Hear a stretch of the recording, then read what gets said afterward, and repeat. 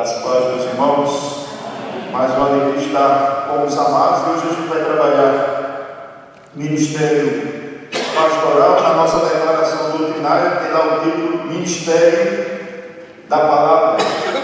E os irmãos podem abrir suas Bíblias em Romanos, capítulo 12. E só chegar aí a nossa imagem. Romanos, capítulo número 12. Será o nosso texto básico a trabalharmos nessa noite, né? Dentro desse contexto de que a igreja há de adentrar na sucessão pastoral, e aí os irmãos já vai aquecidos pela palavra do Senhor. Amém, amados? Romanos, capítulo 12, versículo de número 6 até o versículo 8. Ele diz assim: tendo, porém, diferentes dons, segundo a graça que lhes foi dada, se profecia, seja segundo a proporção de fé. Se ministério, dediquemos ao ministério pouco, o que faça ou o que ensina, esmere-se no fazer, ou o que exorta, faça-o com dedicação, que contribui com liberalidade, que preside com diligência, sem quem exerce misericórdia com alegria. Vamos orar. Querido Deus, queremos mais uma vez adentrar, Pai, na Tua presença e rogar a Ti a direção Tua para refletirmos na palavra do Senhor, que possamos sair daqui, ó Deus, mais compreendendo ela, e também que o Espírito Santo seja o grande professor que fala aos nossos corações. Assim oramos no nome de Jesus. Amém. Eu li um texto que alguém pode dizer assim: mas pastor, o que é que vocês fazem, pastor? Que na introdução da nossa declaração doutrinária, o artigo 11, a primeira coisa que ele destaca é que todos somos chamados para servir, né? Todos somos chamados para servir. Deixa eu só ver se pega. Todos somos chamados para servir ao Senhor, com os diferentes dons, com as diferentes habilidades, com os diferentes talentos. Todo convertido, ele tem dom, e a igreja faz ele descobrir esses dons, que já está lá, guardadinho desde a conversão. O Papai do Céu, através da pessoa do Espírito Santo, capacita o bem para aquilo que é útil, para aquilo que é necessário na sua obra. Então, todos nós, sem exceção, desde o dia da conversão, temos diferentes dons que ele chama aí na declaração doutrinária de chamados para servir ao Senhor. No caso do pastor, é um chamado especial, né? É um chamado distinto. Tanto é que nos outros dons, mulheres participam do chamado pastoral. A Bíblia não, e depois a gente pode até, dentro das perguntas, trabalhar muito mais sobre isso aí, mas é um dom especial, um chamado especial, diferente dos outros irmãos na igreja. E aí, no nosso slide, alguns homens têm chamado especial para a ministração da palavra. Os irmãos podem, em 2 Timóteo, capítulo 4, versículo 1, 2, está aí Paulo trabalhando a questão do ministério pastoral. O pastor Timóteo estava ali meio desmotivado, meio cansado de guerra, e Paulo manda aquela segunda carta motivando aquele jovem pastor na cidade de Éfeso, na Macedônia, que secou.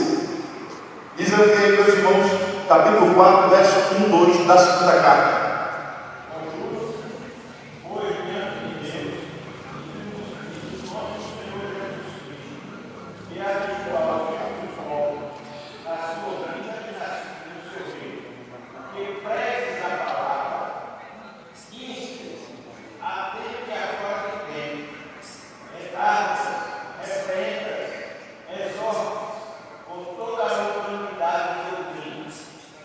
Amém. Então, um pastor é alguém que foi chamado para ministrar a palavra, pregar a palavra, toda a doutrina, com repreensão, com exortação, com consolo, com conforto, ou seja, um pacote completo da mensagem, ou seja, toda a característica, todas as funções da mensagem, da pregação bíblica. Então, ele tem um chamado especial para atender este objetivo da palavra, né? E a gente vai ver como ele se enquadra bem desse jeito que a gente crê, como o que foi chamado para ministrar a palavra de um modo especial. Então, Timóteo é convidado por Paulo, admoestado por Paulo lá, pregue a palavra, função do chamado pastoral. E aí tem uma observação embaixo que eu coloquei, já entrei nela anterior, não existe ministério feminino, mulheres, com chamado pastoral dentro do texto bíblico. Mais à frente a gente trabalha nas perguntas, a gente trabalha isso aí, mas não tem um texto que diga assim, eu posso pensar que mulher foi pastor. Não tem. Depois a gente olha isso aí. Segundo, terceiro lugar, nós temos esse quadro aí, interessante, sobre o ministério pastoral, e nossa declaração doutrinária diz que o pastor é um porta-voz de Deus aos homens. Pastor é um porta-voz. Deus é aquele que Deus escolheu para ser o seu porta-voz, semelhante a Moisés lá no Egito, era o porta-voz de Deus, aquele que ia levar a mensagem do que Deus queria para libertar o povo. Então, o pastor é um porta-voz. Atos, capítulo 20, os versículos 24 a 28, quem achou, pode ler, por favor. Atos 20, 24 a 28. Atos 20, 24 a 28, pastor, porta-voz, equivalente a presbítero. Presbítero é aquele representante legal, né? Então, o pastor como porta-voz é o representante legal de Deus.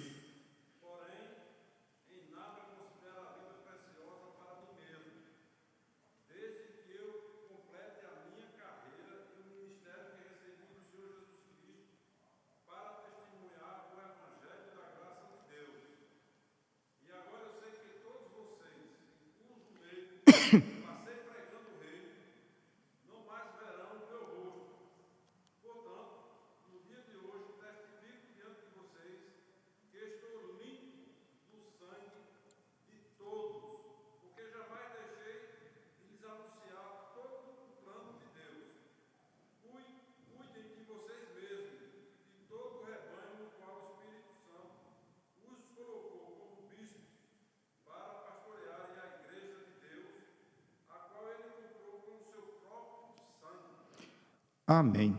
Então percebemos aí pastor, bispo, para apacentar, presbítero, para apacentar, o representante, ele é um porta-voz de Deus, assim como Paulo se colocou como porta-voz, aquele que anunciou, falou da vontade do Senhor, evangelho de Cristo. Então o pastor, ele vai acompanhar essa mesma visão apostólica, ele tem um chamado especial para ser porta-voz, o representante legal do Senhor. Essa palavra presbítero, que ela se encaixa perfeitamente nessa parte, porque a palavra presbítero era usada para o representante de uma nação, Então, a embaixada. Então, o pastor era um embaixador. Então, o pastor, como presbítero, é um embaixador do reino. A palavra presbítero é uma palavra feminina, mas não quer dizer que seja para ministério pastoral feminino. Não tem nada a ver, é um termo feminino, presbus. Então, é uma palavra feminina, mas aplica-se ao homem. Então, ele é o representante legal, ele é esse porta-voz para ministrar a palavra de Deus aos nossos corações. Equivalente, diz a nossa declaração doutrinária, a duas pessoas no Antigo Testamento, o profeta e o apóstolo. E como profeta, abra aí em Êxodo, capítulo 4, lá no Antigo Testamento, versículo 11 e 12. Equivalente a profeta. Segundo livro da Bíblia, Êxodo, capítulo 4, versículo 11 e 12.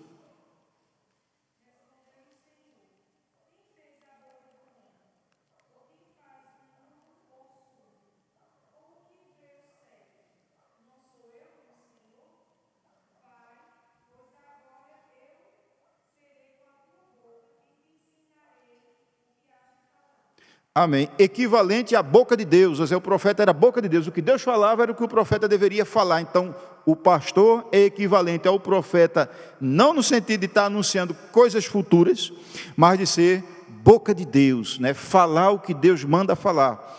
Ainda que custe, muitas vezes o ministério, ainda que seja doloroso, espinhoso, que tem os espinhos do ministério, ele tem sua rosa, mas tem os espinhos no talo, ainda que custe, ainda que seja difícil, mas ele tem que ser boca de Deus, como Moisés foi boca de Deus ao povo, ou seja, equivalente, não só Moisés, que era um profeta pregando ali, profeta aqui no sentido de aquele que fala o que Deus mandou, aquele que fala o que está vendo. Então, profeta, o pastor se torna equivalente no sentido de pregador, boca de Deus, homem de Deus para anunciar a palavra, aquilo que Deus manda falar. Equivalente a apóstolo, podemos pegar aí Atos, capítulo 2, o versículo 42, Atos 2, 42 no Novo Testamento. A gente vai ver uma coisa interessante na igreja, e depois a gente olha Paulo orientando o pastor Timóteo, o pastor Tito, capítulo 2, verso 1, e você vai ver a equivalência do pastor com o apóstolo. Atos 2, 42, esse texto eu lerei para os amados. Atos 2, 42 diz assim, ó,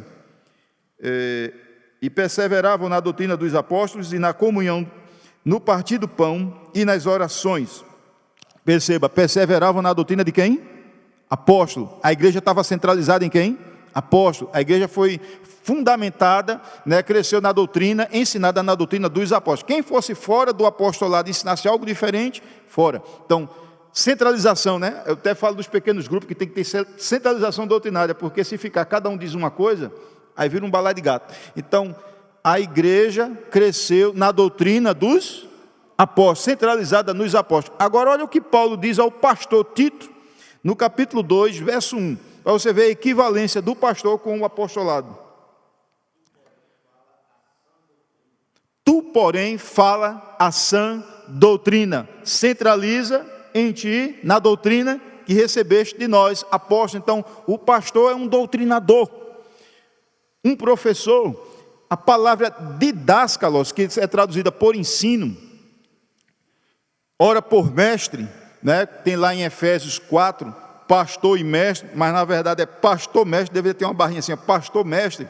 Mestre não no sentido equivalente a Cristo, mas de um professor que doutrina, né? Doutrina, assim como a igreja foi doutrinada no ensinamento apostólico. Os apóstolos saem de cena, quem fica é a figura do pastor, dando continuidade ao doutrinamento. Então, ele é equivalente ao apostolado no que diz respeito a ser um doutrinador na igreja. Mas ainda, pastor tem dupla missão: levar a palavra aos perdidos e apacentar os salvos. Abre aí em 2 Timóteo 4, 5, e outro pode voltar lá para Atos, versículo 20 e 28, né, que fala do apacentamento.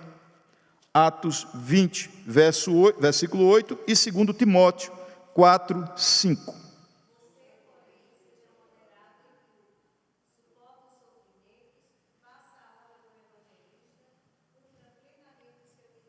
Amém. Faça a obra de um evangelista, ou seja, semeie a palavra no campo da evangelização.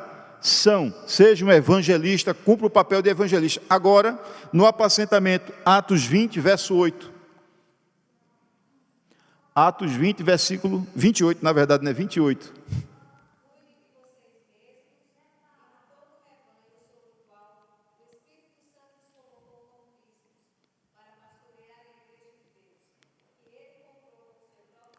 Amém. Para pastorear, para apacentar a igreja de Deus. Então, a dupla missão do pastor: ele proclama o evangelho, ele evangeliza, mas ao mesmo tempo ele apacenta, ele cuida, né? Ele nutre a ovelha com a palavra do Senhor. Então, dois focos no ministério pastoral.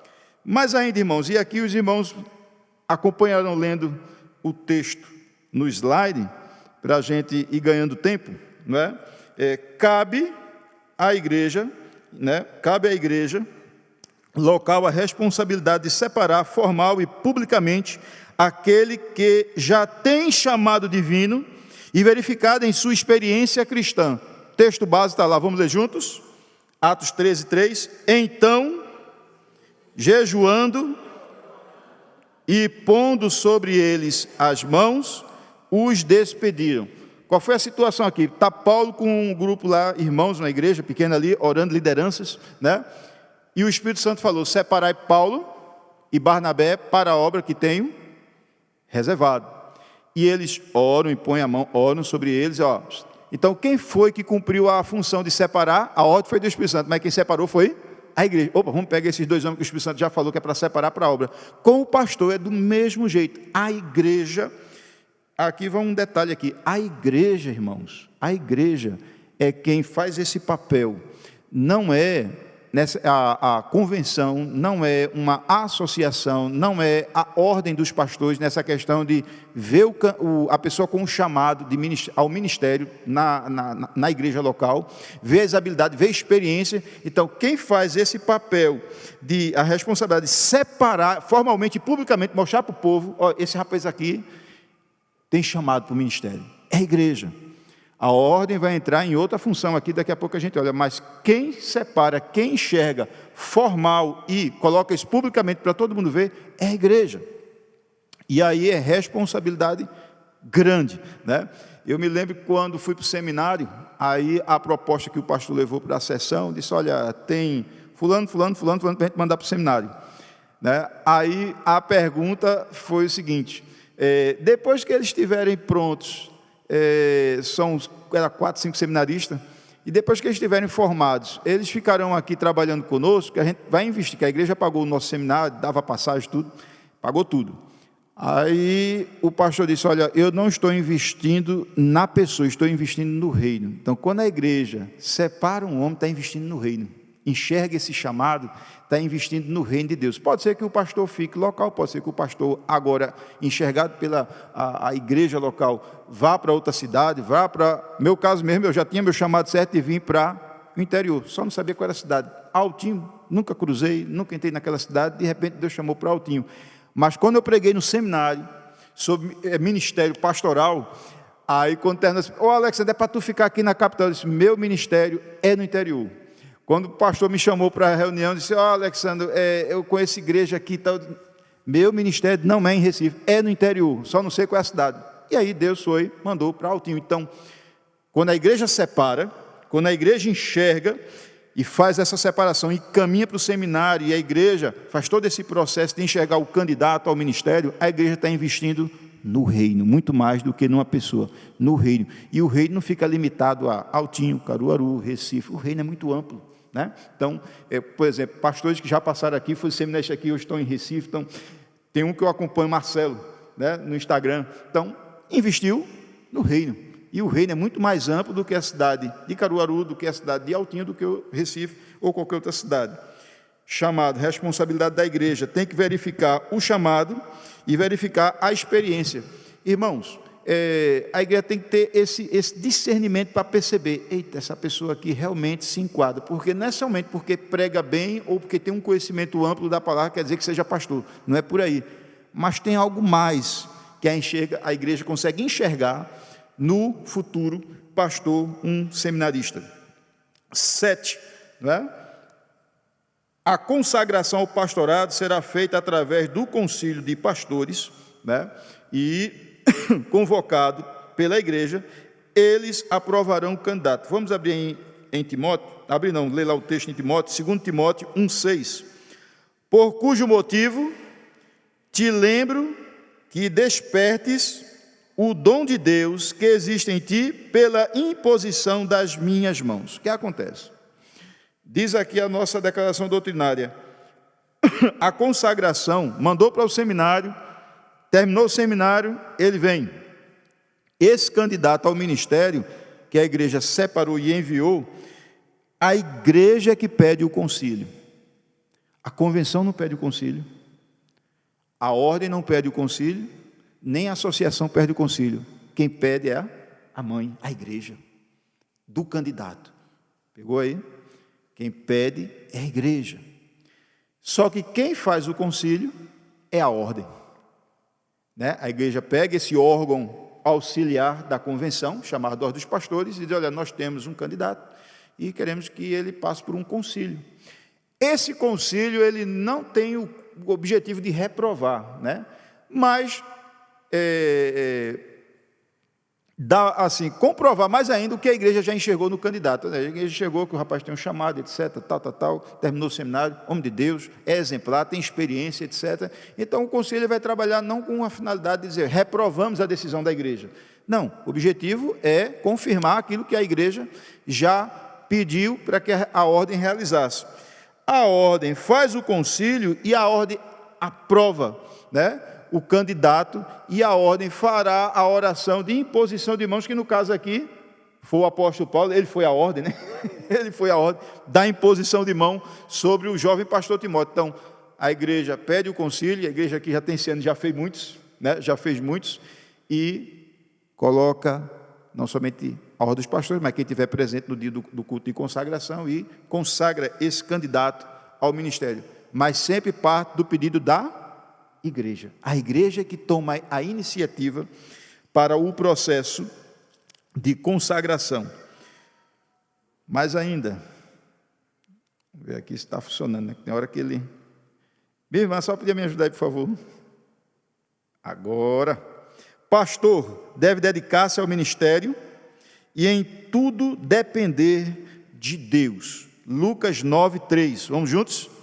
E disse-lhes: não levem nada pelo caminho, nem bordão, nem saco de viagem, nem pão, nem dinheiro, nem túnica extra. Então, o pastor, depois de consagrado, ele tem que ter uma coisa na cabeça dele, deve se dedicar ao ministério, essa dedicação ao ensino, essa dedicação à evangelização, essa dedicação a preparar, a capacitar os santos para o ministério, conforme destaca lá Efésios capítulo 4, mas ele tem que depender de Deus.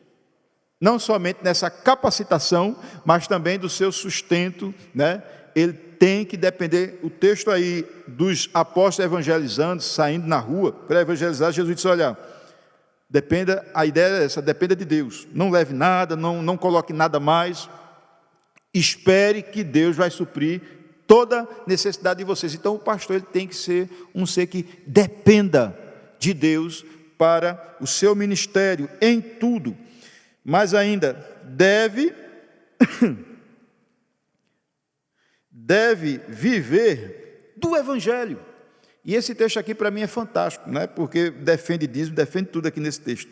1 Coríntios 9,14 diz assim, ó: assim ordenou também o Senhor aos que anunciam o evangelho que vivam do evangelho. A gente tem que dizer assim: esse pastor vive do dedo da igreja. E é assim mesmo que funciona. Não é diferente, nunca foi diferente. Esse assim também, ele está comparando nos versículos anteriores com o sacerdócio no Antigo Testamento. Como é que o sacerdócio vivia no Antigo Testamento? Dos dízimos e das ofertas. O ministério pastoral é a mesma coisa. Então, ele deve crer em Deus e depender de Deus através da igreja, que sustentará através do dízimo e da oferta. Por isso, nós dizimamos não somente para a manutenção do templo e das atividades, mas também para sustento do ministério pastoral, que prega o evangelho, que viva do evangelho, assim também, semelhantemente, do mesmo modo que era no Antigo Testamento. Então, dízimo continua, oferta continua, e o modelo de sustento continua, vindo para o Novo Testamento. Nada disso foi abolido pela vinda de Jesus, que alguns colocam assim, ó: ei pastor, o dízimo foi abolido. Não tem nada a ver, ali não faz parte da lei cerimonial.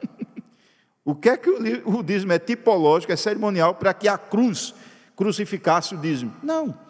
Então, dízimo que nasce antes da lei, entra na lei e continua pós-lei no Novo Testamento, né? Começou lá na época de Abraão, já estava o pessoal dizimando, para sustento do sacerdócio, Melquisedeque e outros, Jacó foi dizimista. Então, dízimos e ofertas vêm para o sustento do ministério pastoral. Então, ele não deve ter vergonha de dizer: a igreja te sustenta com o dedo dela. É claro, não tem nada, algo de estranho e errado, porque Antigo e Novo Testamento, o pastor vive do ministério. O Antigo Testamento, sacerdotes viviam do dízimo e das ofertas. Mas ainda, irmãos,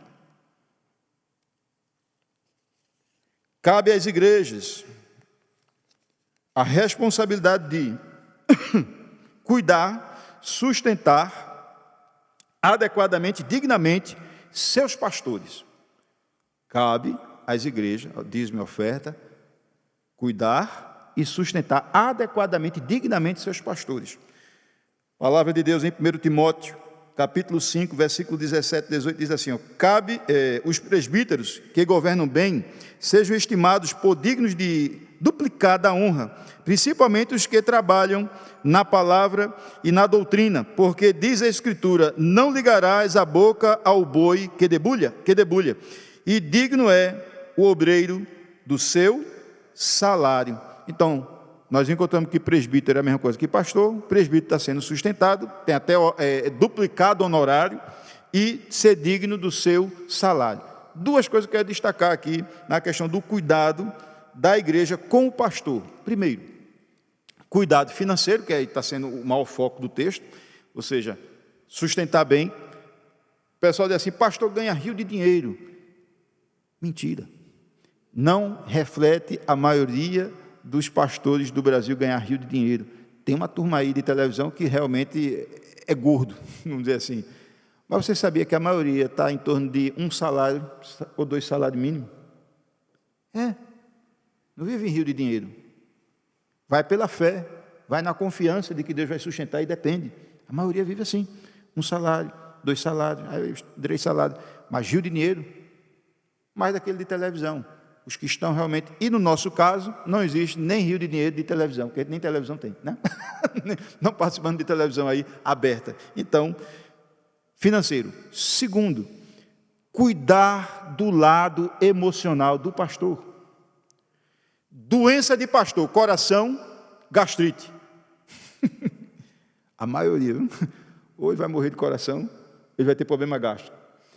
E o mais novo, ansiedade e depressão, que leva muitos ao suicídio. Então, são problemas que os pastores passam, coração, gastrite e emocional na ansiedade, depressão. Então, a igreja precisa cuidar do lado emocional do pastor. Ele pode estar ganhando rio de dinheiro, como alguns aí colocam, mas se a igreja não cuida do lado emocional, esse pastor não será proveitoso no ministério dele, porque vai adoecer, né? Vai perecer no ministério. Então, tem que cuidar para que possa servir com muita alegria, com muita satisfação, com muita boa vontade, não sofrer pressões, porque dizia Ney Ladeia, né? O pastor morre de coração ou vai adoecer de gastrite. E é um pastor bem experiente, nosso pastor Ney Ladeia. Mas ainda, irmãos, temos aí umas perguntinhas para a gente refletir, né? No nosso megamente, diz aí o seguinte: pastor, tempo integral ou parcial? Eu concordo com o tempo integral, desde que cuide bem, como foi colocado lá, adequadamente, o pastor, como participa de tempo integral, né? Mas não sou contra o tempo parcial, depende da situação. Em situação que o pastor tem que trabalhar fora mesmo, porque o campo não sustenta, o campo não dá condições. Igrejas que têm pouco recurso. Cidades pequenas de 3 mil habitantes, cuja o financeiro ali é mais do rural, né, do setor rural, plantio. Qual o Ministério Pastoral vai ter condições em cima dele? Tem que trabalhar. Então, não só o tempo parcial, mas também apoio o tempo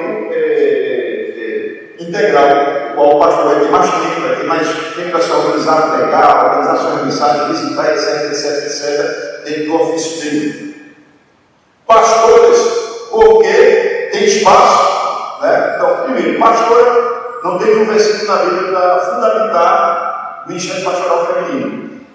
Segundo, por quê? Não tem porquê, isso não está na Bíblia, tem porquê. Existe um ofício pastoral feminino. Terceiro, tem espaço. Bom, estão criando espaço, estão criando espaço. Se não me engano, na minha época de seminário, já tem mais 100 consagrados ao ministério pastoral. Hoje tem uma turma boa. Mas assim, não vejo porque não tem. Toda vez que a palavra aparece a palavra diaconia no texto bíblico, muitas vezes é traduzido por ministro ou ministra, está sendo diácono. Agora, por exemplo, fé, diaconisa, a pessoa quer forçar a dizer, era uma mulher, não, era uma mulher pastoral, uma mulher diaconisa, era assistência a Paulo. Né? O termo presbítero, que é um termo feminino, não se aplica essa questão de ser uma mulher e um homem. Né? Pedro diz, eu sou presbítero, Pedro não era Pedro, era Pedro, então, Pedro, presbítero. Então, não tem texto bíblico de fundamento. Porém, né, discordar do laço. Por quê? Eu sei que o movimento ele tem pouco tempo de existência do Ministério Pastoral Feminino, não tem 100 anos de história, é fruto do liberalismo, né, teológico, que foi forçando, entrou nas igrejas pentecostais e depois chegou no nosso meio tradicional. O que acontece? Por que discordar do laço? Por que respeito? Porque muitas vezes aquelas células que estão ali, que eu considero não pastora no campo prático, mas missionários, né, servos missionários, tem mulheres que só vai ter isso. Que se não fosse elas, Deus usando essas mulheres como missionárias, igrejas, eu já trabalhei com pastor na congregação em Camaragibe. Na época, o missionário Daniel abriu o trabalho e me chamou para dar assistência. Ele disse: olha, mas eu não vou ficar com o tempo, deixa eu ter um propósito comigo no interior.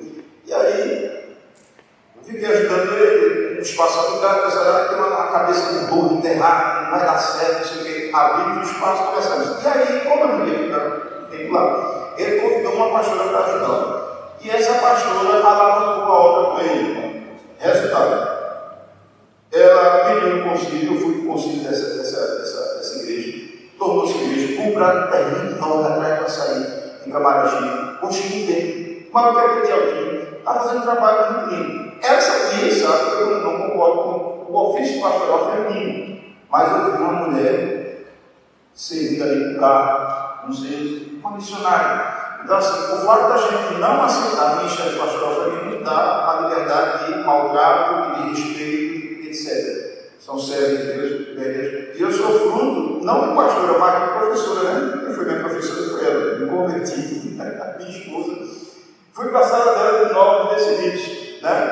Recém-batizado. Então, qualquer problema, só mostrar ela que ela é a maestrinha, né? A professora aí, minha. Então, não tem esse tipo de fundamento. Cientista ou pastor?